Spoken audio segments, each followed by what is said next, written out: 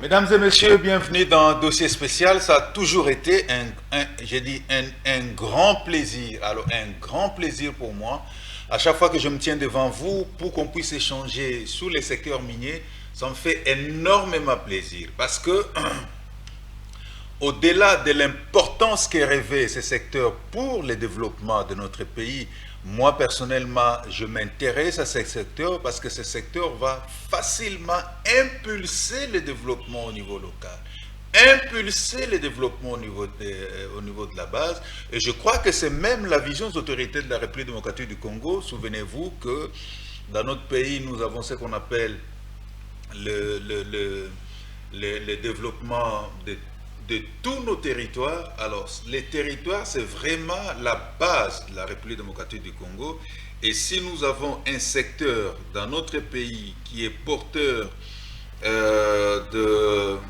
des indicateurs clés qui peuvent aider les pays à se développer à la base, ça nous fait énormément plaisir et pourquoi pas. Et à chaque fois que nous sommes là, chaque matin, chaque soir, pour échanger, débattre avec vous autour de cette problématique, ça nous fait énormément plaisir. Voilà pourquoi nous allons demander à la réalisation, si possible, de nous proposer déjà les thèmes que nous allons aborder avec vous.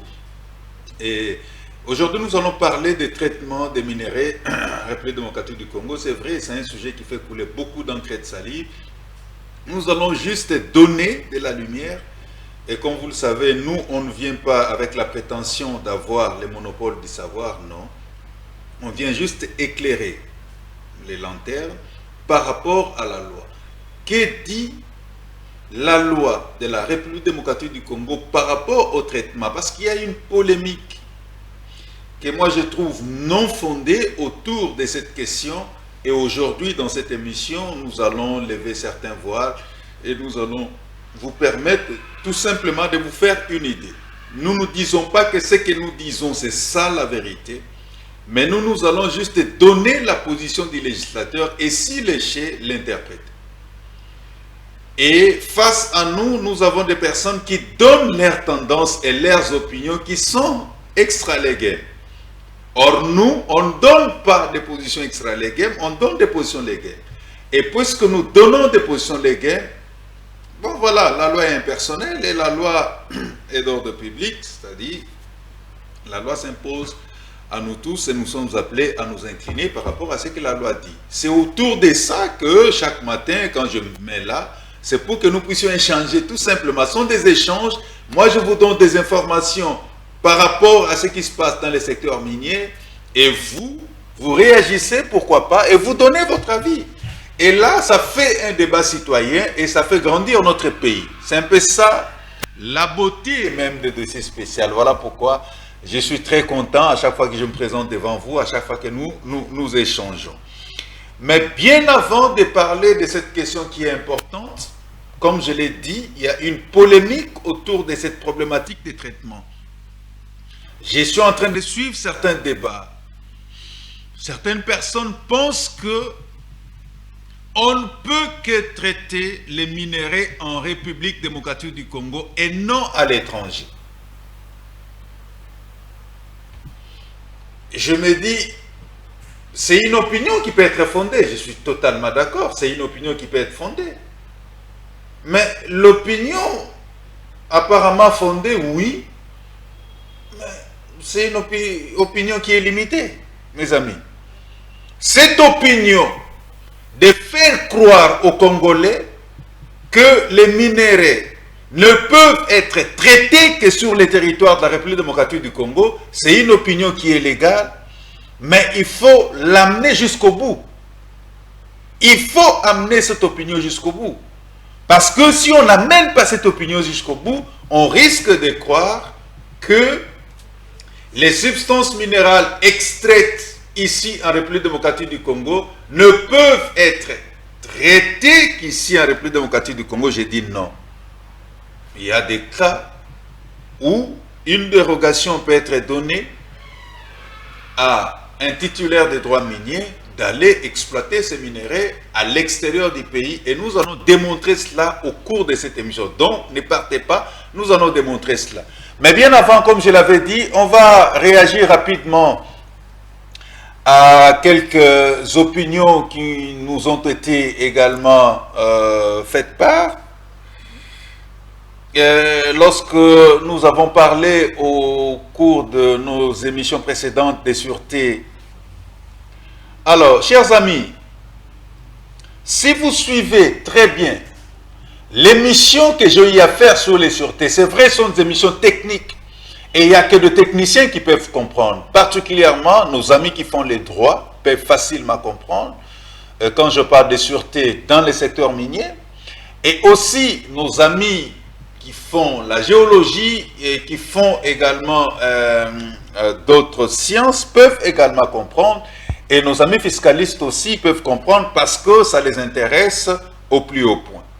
J'insiste et je martèle que les sûretés telles que organisées dans les droits OHADA, ok, j'insiste, les sûretés telles que organisées dans les droits OHADA et telles que organisées dans la législation congolaise en la matière ont des nuances différentes par rapport aux sûretés telles que organisées dans les codes miniers. Le secteur minier est un secteur, excusez-moi, je mets entre guillemets, c'est un secteur à part.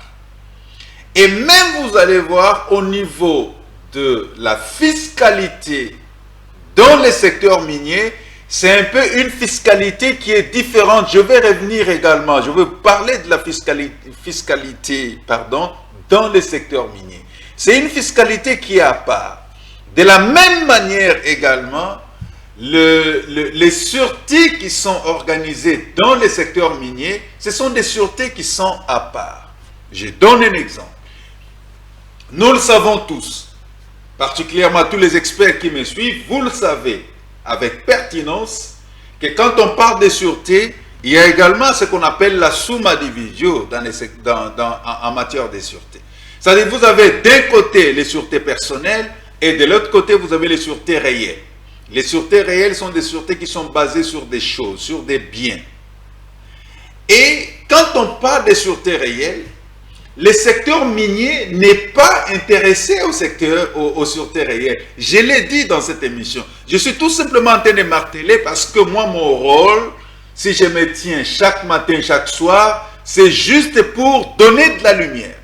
Et je mérite que ça soit donné une lumière une fois pour toutes. Comme ça, on va passer, si on va continuer à échanger, on va échanger dans les couloirs. Et même quand on se rencontre dans les rues de Kinshasa, il y a certaines personnes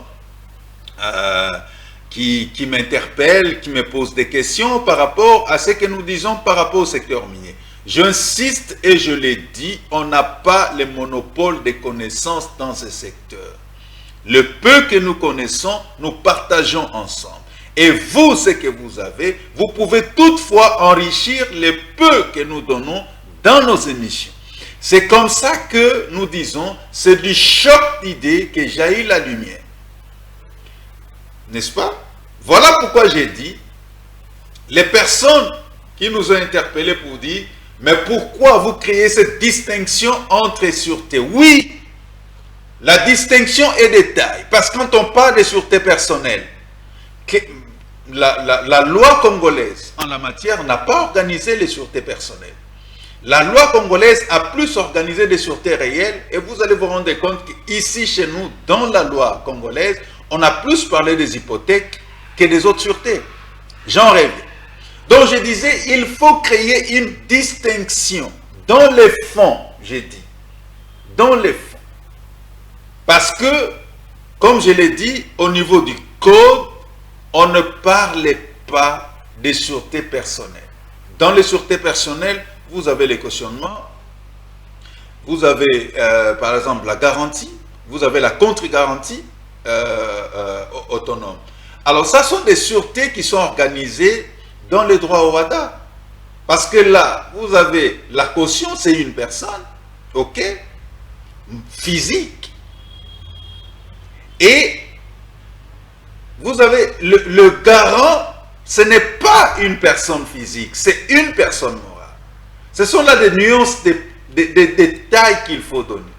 Donc, dans les sûretés personnes, vous avez à la fois la personne physique qui peut se présenter comme caution, vous avez la personne morale qui peut se présenter comme garant. Est-ce que je me fais comprendre? Donc, sûreté personnelle, vous avez la personne physique et vous avez la personne morale. Là, je passe. Ça ne nous intéresse pas.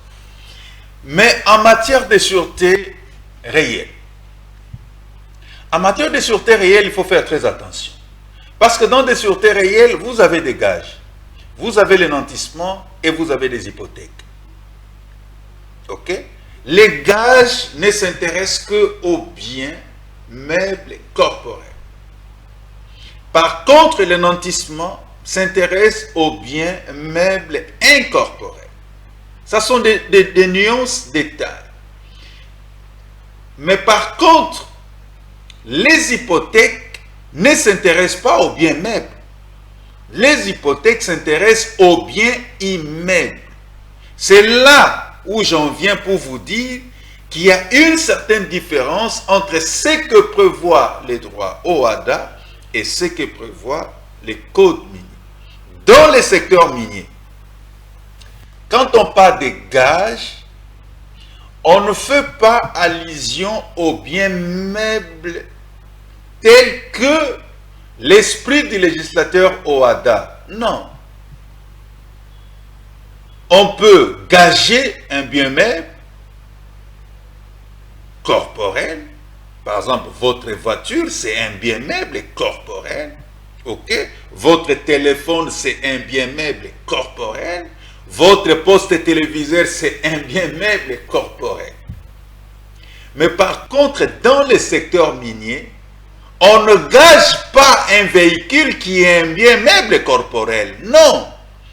Dans le secteur minier, on gage des substances minérales issues de votre gisement, qui sont considérées comme étant des biens meubles qu'on peut appeler corporels, si vous voulez. Voyez un peu la distinction. C'est là où je disais que nous ne devons pas confondre ce que veut le législateur OHADA et ce que veut le législateur congolais en matière minière. C'est extrêmement différent. J'en viens. Je vous ai dit que les nantissements, ce sont des biens meubles incorporels, c'est-à-dire qui ne sont pas susceptibles d'appropriation. Vous pouvez prendre votre compte en banque, par exemple. Ok? Ça peut être un bien meuble incorporel. Vous pouvez prendre votre titre. C'est un bien meuble incorporel. Alors, la différence maintenant ici, dans le droit OHADA, c'est plus le nantissement qui s'intéresse aux biens meubles incorporels. C'est le nantissement. On peut nantir ça. Mais par contre, ici chez nous, dans les secteurs miniers, quand on parle de nantissement, ça donne l'impression d'être aussi l'hypothèque. Ça donne l'impression d'être aussi l'hypothèque au même moment. Et l'hypothèque ici chez nous, ça peut être aussi, ça peut s'apparenter au nantissement. D'où il faut être lucide pour mieux cerner. Parce que dans les codes miniers, on vous dit on peut hypothéquer son titre. C'est-à-dire son permis de recherche, son permis d'exploitation, son permis d'exploitation de rejets, son permis d'exploitation de petites mines. On peut hypothéquer ça. Or, si nous allons de l'autre côté, ces titres-là sont des biens meubles incorporels, c'est-à-dire qu'ils ne sont pas susceptibles d'appropriation, on ne se promène pas avec partout. Et puisque ce ne sont pas susceptibles d'appropriation, ce sont des biens qui doivent être nantis. Mais par contre, dans les secteurs miniers, ce sont des biens qui peuvent être hypothéqués. Ça donne l'impression d'être bien meubles, bien immeubles dans les secteurs miniers. Et nous allons plus loin. Et vous avez également des usines qui peuvent être hypothéquées. Vous avez également des machines qui peuvent être hypothéquées. Donc c'est pour vous dire que quand on a une connaissance beaucoup plus élargie en termes d'hypothèque par rapport au droit OHADA, vous devez maintenant connaître quelles sont les susceptibilités, quelles sont les nuances prêtes et faites dans le secteur minier. Et là, vous aurez facilement une idée beaucoup plus globale parce que les choses telles que le législateur congolais a voulu donner une orientation aux sûretés dans le secteur minier, ça peut être différent du droit OHADA, ça peut être différent de la législation des droits communs en République démocratique du Congo qui organise également les sûretés. Donc ça, j'ai voulu que ça soit clair et j'ai voulu que ça soit une fois pour toutes compris par nous tous. Et c'est comme ça. Donc quand on parle des hypothèques dans le secteur minier, ça peut être les titres que vous avez. Votre permis de recherche, votre permis d'exploitation, votre permis d'exploitation des petites mines, votre permis d'exploitation des rejets, ce sont là les titres que vous avez, que vous pouvez hypothéquer en cas de créance. C'est-à-dire, une entreprise minière peut être dans les besoins pour financer son exploitation, elle peut aller solliciter une créance. Et lorsqu'on demande une garantie par rapport à cette créance, la société minière peut présenter son titre comme garantie, n'est-ce pas? Pour qu'on puisse lui donner cette créance. Ça, dans le secteur minier, c'est possible. Et cette garantie qui présente comme titre, on appelle ça hypothèque. Mais par contre, si nous allons dans le droit OHADA, si vous présentez votre titre comme état garanti pour avoir une créance, là, ça s'appelle nantissement. C'est un peu ça la nuance. C'est un peu ça la nuance. Et ici, chez nous, dans les secteurs miniers, je peux prendre mon usine et je mets en l'usine qui se trouve dans le périmètre d'exploitation, dans mon périmètre d'exploitation, par exemple. Cette usine-là, je peux l'hypothéquer. L'usine en question, c'est un bien immeuble qui peut également être organisé de la même façon dans le droit OHADA quand on parle des hypothèques, parce qu'on ne peut hypothéquer qu'un bien immeuble. Là, je pense que nous sommes d'accord. Donc, je voulais marteler sur cette nuance pour qu'il n'y ait pas de confusion. Pour qu'il n'y ait pas de confusion. Voilà pourquoi j'ai insisté sur le fait que la société civile devait être très regardante et suivre de près et connaître exactement qu'est-ce qui est prévu dans ces contrats de sûreté, dans ces contrats d'hypothèque, dans ces contrats de gage, qu'est-ce qui est dit, quels sont les montants qui y sont précis, quels sont les montants qui y sont prévus, et là, et même les communautés locales sont tenues de connaître tout ça. Ce sont des éléments indispensables et importants. C'est vrai, ça peut être un tout petit peu technique, mais c'est toujours important de suivre et de veiller et d'avoir un contrôle citoyen. Et comme je ne cesse de le dire, il y a des éléments qui méritent la vulgarisation populaire. Il y a également des éléments indispensables dans le secteur minier qui méritent une certaine vulgarisation auprès de l'élite congolaise. C'est extrêmement important. Et ici, je m'attaque toujours à la société civile qui s'occupe des questions minières. C'est extrêmement important de fouiller et de savoir que veut exactement le législateur congolais en prévoyant telle ou telle autre chose. Parce que, en tant que société civile, vous êtes là comme étant la sentinelle de la République. Vous devez à tout moment tirer la sonnette d'alarme, mais quand les choses marchent pas, par exemple.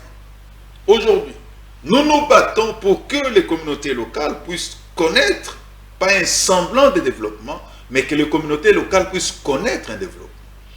Et lorsque le développement ne suit pas au niveau communautaire, la société civile est appelée à sonner, à tirer la sonnette d'alarme pour dire attention, il y a un problème au niveau des communautés locales.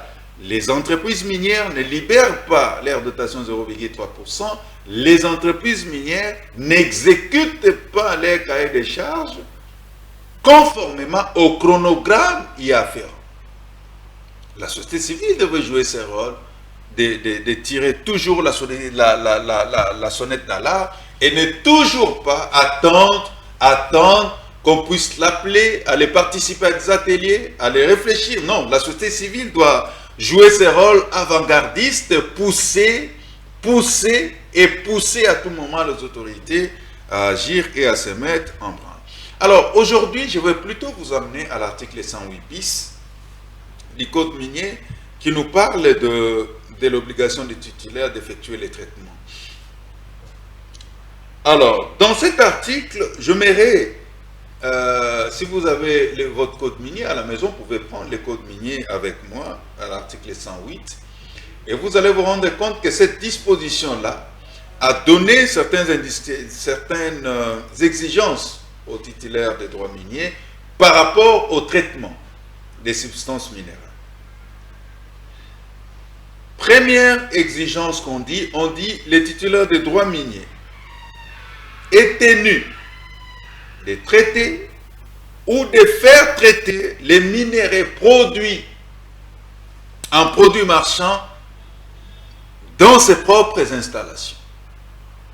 C'est-à-dire, vous êtes entreprise minière, vous pouvez vous-même traiter les minéraux que vous avez extraits, vous pouvez les traiter et les rendre en produits marchands dans vos propres installations. C'est-à-dire, dans vos propres installations, vous pouvez avoir des usines de traitement. OK? Et deuxièmement, vous pouvez traiter auprès d'une entité de traitement. Et comme vous le savez, en République démocratique du Congo, seul les ministres ou la ministre des Mines peut, sur base d'un arrêté, donner mandat à une entité de traiter les substances minérales ici sur le territoire national. Il y en a, sous le ministre Kaboueloulou, il y avait beaucoup d'entités de traitement en République démocratique du Congo. Et là, je dois davantage fouiller pour me rassurer que les différentes entités, par exemple dans le Nord Kivu, il y avait beaucoup d'entités de traitement des substances minérales. Je crois, à Tanganyika aussi, il y en avait. À Kolwezi également, il y avait beaucoup d'arrêtés comme ça qui avaient créé des entités de traitement des substances minérales ici en République démocratique du Congo. Donc, les titulaires peuvent, dans ces installations, procéder. Voilà pourquoi j'ai dit, la polémique qui existe autour de l'obligation faite aux titulaires de traiter leurs substances minérales seulement ici sur le territoire national, nous allons lever cet équivoque et nous allons éclairer la lanterne de plus d'une personne parce que au niveau de l'article 8, là, les choses se passent ici, sur le territoire national. C'est-à-dire, si le titulaire des droits miniers, c'est-à-dire l'entreprise des droits miniers, l'entreprise minière a dans ses installations l'usine de traitement, elle-même peut procéder au traitement, n'est-ce pas, en produits marchands des substances minérales issues de son périmètre. Il peut traiter, ou elle peut traiter elle-même, l'entreprise minière dans ses propres installations, les substances minérales. Mais, deuxièmement, toujours au niveau de l'article 108 bis, l'entreprise minière, si elle n'a pas cette usine-là de transformation, l'usine de traitement, pardon, allais-je dire, des substances minérales dans ses propres installations, elle peut aller faire traiter auprès des entités de traitement qui existent.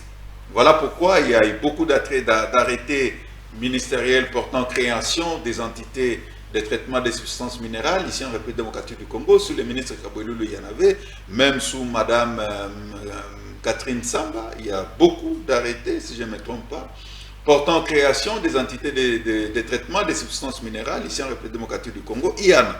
Donc c'est pour vous dire que les entités de traitement, ça existe ici également en République démocratique du Congo. Donc là, l'entreprise minière a ses choix. Soit elle-même elle peut procéder au traitement des substances minérales au regard de l'article 108 du règlement du code minier, et elle peut également, pourquoi pas, aller solliciter les entités de traitement. Alors, l'entité de traitement, si vous n'êtes pas un titulaire de droits miniers, n'est-ce pas? C'est-à-dire, vous n'avez pas un permis de recherche, vous n'avez pas, pas ici, on ne parle vraiment pas de permis de recherche, ici, on parle plutôt des permis d'exploitation. C'est-à-dire, si vous n'avez pas un permis d'exploitation, vous pouvez introduire les documents au niveau du ministère pour solliciter l'autorisation de devenir une entité de traitement. Et là, en tant qu'entité de traitement, vous pouvez procéder au traitement des substances minérales. Vous-même, vous pouvez acheter auprès des exploitants artisanaux, vous pouvez acheter auprès des négociants, vous pouvez acheter auprès des coopératives minières en tant qu'entité, en tant qu'entité de traitement. Vous pouvez acheter les substances auprès des coopératives minières. Vous pouvez acheter aussi, pourquoi pas, auprès des titulaires des droits miniers. C'est-à-dire, vous avez cette latitude d'évoluer en tant qu'entreprise et de faire des bénéfices en tant qu'entreprise comme entité de traitement. Vous êtes entreprise. Votre rôle, c'est de procéder tout simplement au traitement des substances minérales en produits marchands. N'est-ce pas? Il faut qu'il y ait cette distinction pour que nous puissions bien comprendre. C'est-à-dire, vous avez une entreprise minière qui est titulaire d'un droit minier. Ça peut être le droit de procéder à la recherche ou de faire l'exploitation des rejets ou l'exploitation des petites mines. Ça, c'est une entreprise. Mais il y a aussi une entreprise qui procède à l'activité minière de traitement, tout simplement. Pas d'extraction, mais de traitement. Et ici, quand on procède au traitement, on est une entreprise à part entière, mais dont l'activité principale porte tout simplement sur les traitements des substances minérales. Donc, on peut, pourquoi pas, vous solliciter et avoir des contrats avec des entreprises, des contrats avec certaines personnes physiques, notamment les négociants, notamment les exploitants artisanaux, certaines personnes morales comme les coopératives minières. Et vous évoluez en tant qu'entreprise. Alors, j'aimerais aussi attirer l'attention, toujours au niveau de l'article 108, à son alinéa 2. Là, on donne une certaine lumière. On dit, les titulaires des droits miniers, non seulement il a la possibilité de procéder au traitement des substances minérales dans ses propres installations ou le faire traiter auprès d'une entité de traitement des substances minérales, mais à son âge, on dit les titulaires des droits miniers est tenu de présenter à la direction des mines, ça c'est important, et ici je suis en train vraiment de m'adresser à mes amis de la société civile, qu'on puisse lire ensemble l'alinéa B de l'article 108 bis du code minier, pour qu'ensemble, on puisse faire les suivis. À mon avis, c'est important. Si c'est également important à votre avis, je serai très content. Peut-être si ce n'est pas important, je suis tout simplement en train de vous inciter que ça devienne important. Parce que le document ici, c'est un document technique qui doit, pourquoi pas, être suivi par les techniciens de la société civile. On dit qu'il doit présenter à la direction des mines son plan d'industrialisation.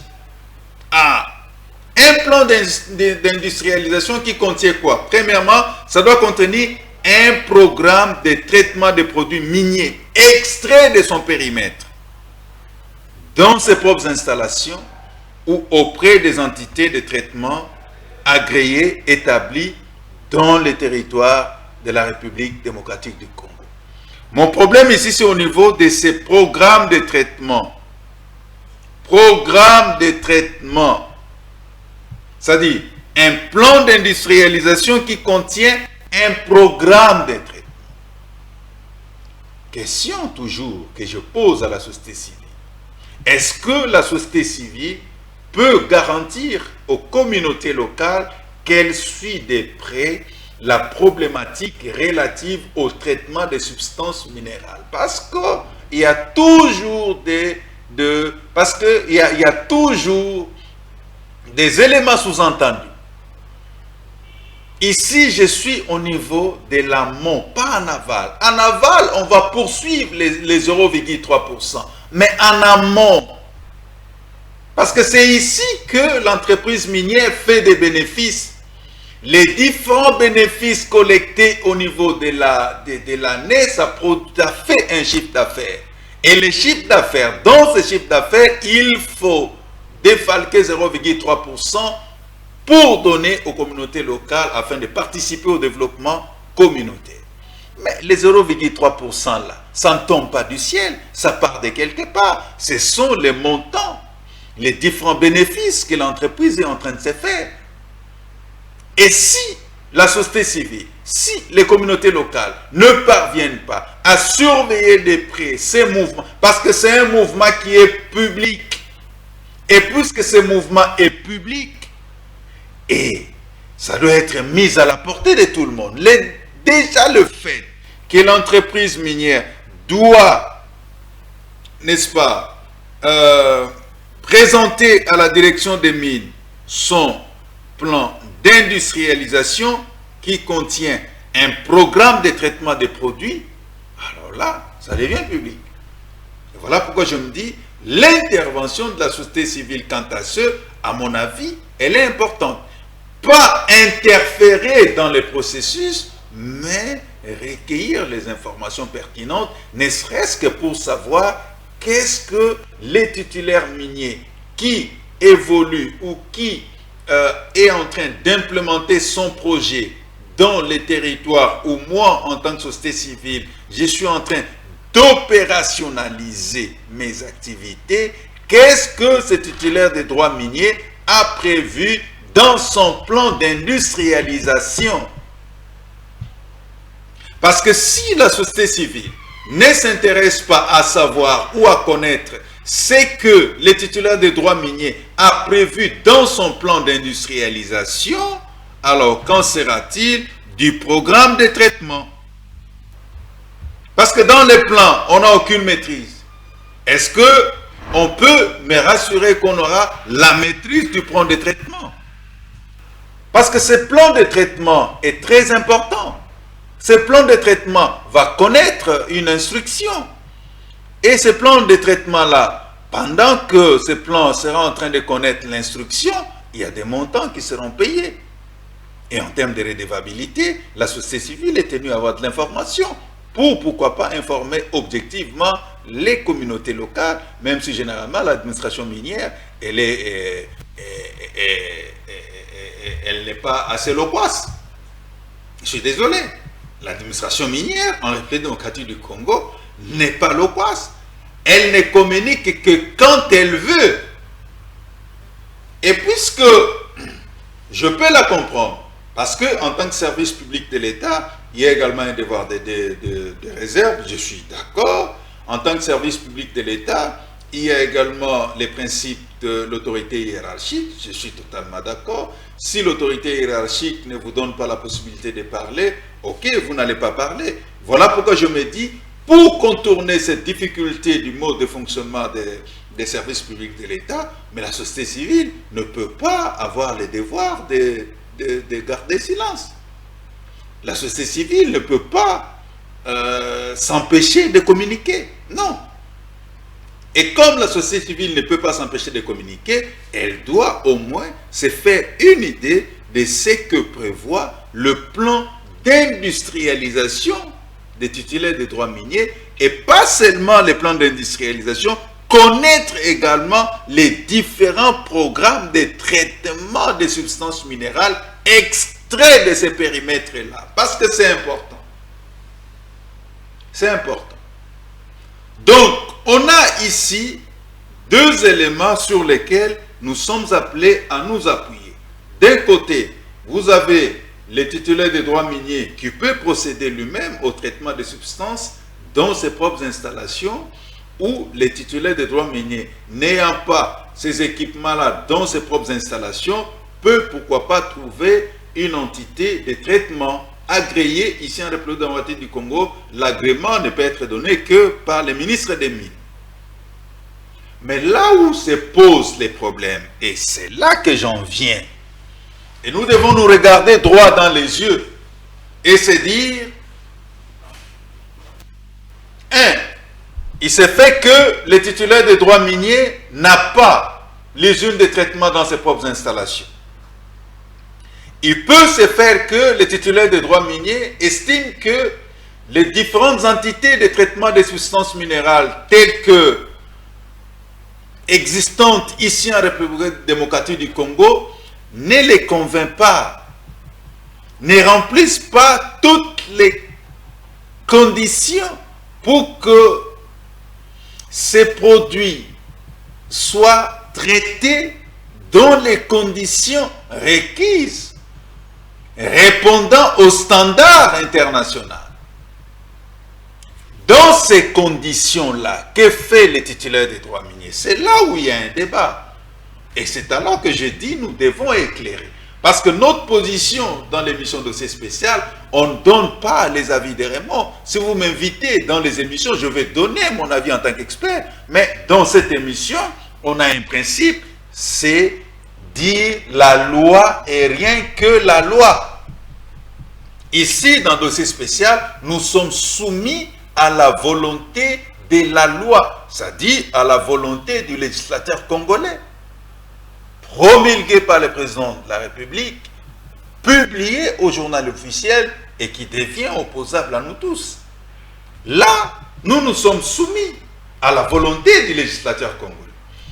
Que dit la loi? Que dit le code minier par rapport au traitement des substances minérales en dehors de la République démocratique du Congo? Nous sommes toujours au niveau de l'article 108, mais cette fois-ci terre. Et j'aimerais que nous puissions lire ensemble. Et moi, je veux juste interpréter ce que le législateur congolais dit. Je réponds aux personnes qui pensent que les substances minérales, ici en République démocratique du Congo, ne peuvent être traitées qu'ici et non ailleurs. J'ai dit non. Ce n'est pas ça la position de la loi. Non, le code minier ne le permet pas. Les titulaires des droits miniers peuvent aussi, après dérogation, les titulaires des droits miniers peuvent aller faire traiter ces minéraux en dehors du pays. Et la dérogation ici peut être donnée par le ministre des Mines et par le ministre ayant le commerce extérieur dans ses attributions. C'est-à-dire c'est un arrêté interministériel qui peut autoriser un titulaire des droits miniers à aller faire le traitement de ces substances en dehors du territoire national. Mais par contre, on donne certaines conditionnalités au titulaire des droits miniers qui doit prouver noir sur blanc qu'il y a une inexistence d'une possibilité de traiter ces substances minérales ici en République démocratique du Congo. Souvenez-vous, à l'article 108 bis, alinéa 1er, on a dit il peut faire traiter ces substances minérales dans ses propres installations ou il peut faire traiter ces substances minérales auprès d'une entité de traitement agréée. L'agrément, c'est le ministre qui donne aux différentes entités de traitement agréées. Mais si le titulaire parvient à prouver qu'il n'existe pas, n'est-ce pas, la possibilité, selon ces critères, de faire traiter ces substances minérales ici en République démocratique du Congo, vous ne pouvez pas lui en vouloir. Parce que le législateur congolais, la loi congolaise, c'est-à-dire le code minier, à l'article 108 terre, a donné cette possibilité d'aller faire traiter les substances minérales en dehors de la République démocratique du Congo, n'en déplaise à qui ne voudra pas m'entendre. C'est ça la loi. Moi, je suis soumis à la loi et vous devez l'être parce que la loi est opposable à tous. Et vous savez que moi, je suis toujours du côté des communautés locales. Je suis un défenseur acharné des communautés locales. Mais je me soumets à la loi. Si la loi donne possibilité aux titulaires des droits miniers, c'est-à-dire aux entreprises minières, d'aller faire traiter leurs substances en dehors du pays, où est le problème? On lit la loi, article 108 ter du règlement minier, qui nous dit du traitement exceptionnel des substances minérales brutes à l'extérieur du territoire national. Déjà, à partir du titre, ça dit tout. Est-ce que je dois encore aller dans les fonds? Si vous voulez, on va lire. Mais je reprends le titre pour vous qui pensez, parce que j'ai suivi un débat. J'étais estomaqué. D'ailleurs, je voulais intervenir. Mais je me suis dit, parce que je ne suis pas invité, bon, ils n'ont qu'à se limiter là. Mais aussi, malheureusement, puisque la personne qui présentait l'émission n'avait pas aussi tous les éléments possibles pour contrer les différentes personnes qui pensaient qu'on ne peut que traiter les substances minérales ici en République du Congo, je l'ai compris. Mais je me suis dit, mais peut-être l'article 108 ter du Code minier les a échappés. C'est quoi le titre? Je reprends ce titre. Du traitement des substances minérales brutes. J'ai dit substances minérales brutes à l'extérieur du territoire national. Prenez le code minier révisé à l'article 108 ter, lisez avec moi. Je ne suis pas en train d'inventer la roue, je ne peux pas me le permettre, je n'ai aucune qualité, je ne suis pas législateur, je suis soumis à la volonté du législateur, à la volonté de la loi. Voilà pourquoi je vous dis tout simplement, ma position à moi est liée à la loi. Je ne donne pas de position pour faire plaisir aux gens, ni à mes amis de la société civile, ni aux entreprises minières, ni aux communautés locales. Ma position en tant que Raymond, elle est soumise à la loi. Tant que je n'ai pas encore la certitude de ce que dit le législateur, je m'étais. Si vous me posez une question dont le législateur a déjà donné une position, je donne ma position. Je ne dis pas que j'ai la connaissance totale et exacte du code minier, mais je connais, n'est-ce pas? Puisque le peu que je connais peut me donner la possibilité de donner une position, et la position que je donne n'est pas extra-légale telle que je l'avais dit au départ. La position que je donne, elle est légale, elle est légale, et je me limite là. Le législateur l'a dit. Qu'est-ce que le législateur dit, article 108? Par dérogation aux dispositions de l'article précédent, les titulaires d'un droit minier d'exploitation, peut être autorisé pour une durée d'une année à faire traiter ces produits miniers à l'extérieur du territoire national, c'est-à-dire à l'étranger, par un arrêté interministériel du ministre, c'est-à-dire du ministre des Mines, ainsi que du ministre ayant les commerces extérieurs dans ses attributions, délibéré en Conseil des ministres, moyennant le paiement de la taxe y afférente. La loi est claire. C'est-à-dire par dérogation, les titulaires d'un droit minier peuvent être autorisés à aller faire traiter ces produits à l'extérieur du territoire national. Et cette dérogation, ça doit être donné par un arrêté interministériel. Et vous payez les taxes également y afférentes. Il y a des taxes qu'il faut payer. Vous payez vos taxes. Les deux ministres signent un arrêté interministériel. Le ministre des Mines et le ministre des Commerces extérieurs signent un arrêté interministériel. Et voilà, ça vous donne la possibilité de prendre vos substances minérales et d'aller les faire d'aller les faire traiter à l'extérieur du pays. Et là, je suis en train d'insister sur un fait. Le fait est que j'insiste sur l'article 108 bis du Code minier, et cet article nous dit ceci: le titulaire d'un droit minier peut traiter dans ses propres installations ou il peut faire traiter auprès d'une entité agréée. Ok? Mais l'article 108 ter, si le titulaire des droits miniers, c'est-à-dire l'entreprise, estime que ici, en République démocratique du Congo, il n'y a pas possibilité de faire traiter ces substances ici par rapport à la qualité voulue, papa, les législateurs, congolais lui donne ou donne la possibilité à l'entreprise minière d'aller faire traiter ces substances à l'extérieur du pays. Et c'est Raymond qui l'a dit. C'est la loi congolaise qui l'a dit. C'est pas moi, c'est la loi congolaise qui l'a dit.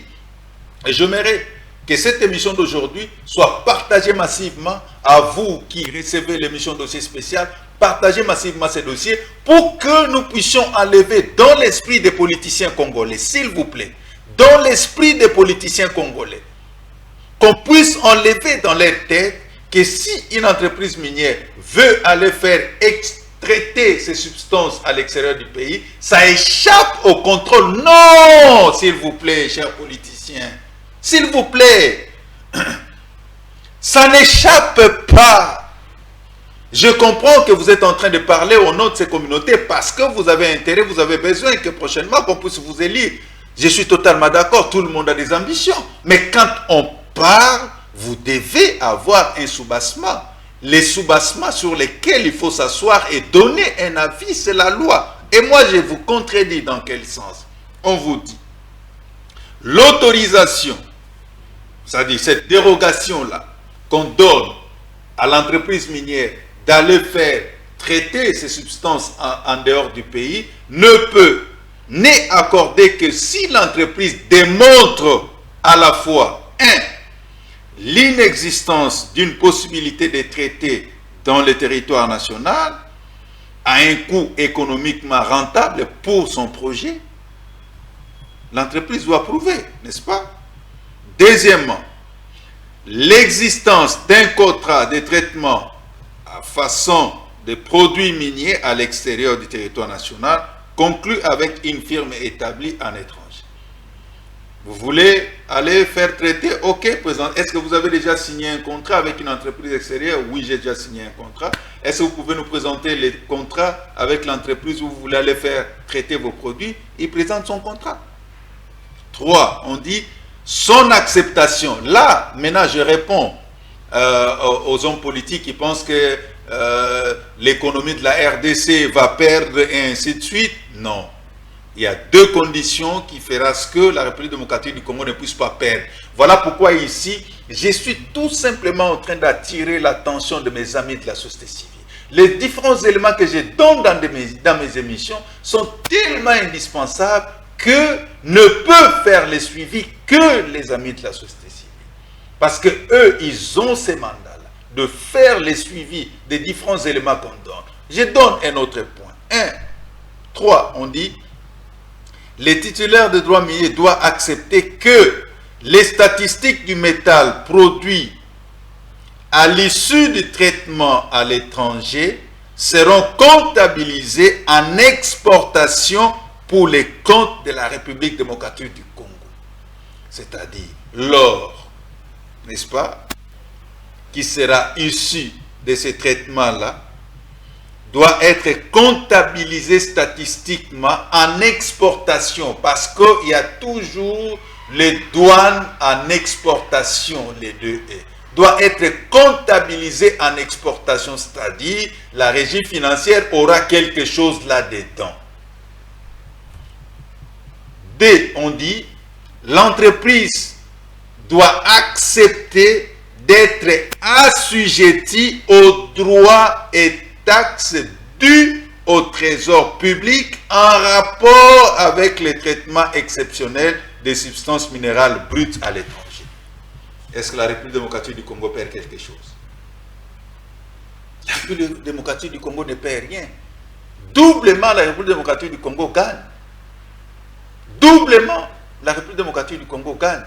Donc c'est pour dire qu'il y a des choses qui sont bien écrites dans la loi, nous devons mieux les comprendre afin de donner une position publique. Donc, pour me résumer, parce que nous sommes arrivés à la fin de l'émission, traitement des minéraux en République démocratique du Congo, j'insiste, ça peut se faire sur les territoires de la République démocratique du Congo ou ça peut se faire en dehors du territoire de la République démocratique du Congo, c'est-à-dire à l'étranger. Que personne ne vienne vous dire que si les entreprises minières veulent aller faire le traitement de leurs substances brutes à l'extérieur du pays, c'est illégal. J'ai dit faux et archi faux. c'est légal sur toute la ligne et je donne comme base légale l'article 108 ter du Code minier qui donne la possibilité aux entreprises minières d'aller faire les traitements des substances minérales brutes à l'extérieur ou à l'étranger. N'est-ce pas? Sauf que ça doit être fait par dérogation après arrêté interministériel signé par les ministres des Mines et par les ministres ayant le commerce extérieur dans ses attributions. Cette entreprise-là, à qui on donne l'autorisation d'aller faire les traitements de ces substances minérales à l'extérieur du pays, doit tout simplement prouver que ici, économiquement, je n'ai pas trouvé une entité qui peut me donner un prix économiquement rentable par rapport à mon projet. Je n'ai pas trouvé cela et je dois accepter que j'ai déjà signé un contrat avec une firme à l'extérieur, voilà le contrat. Tout ce que tous les métals qui seront issus après le traitement, leurs statistiques seront comptabilisées en exportation pour les comptes de la République démocratique du Congo.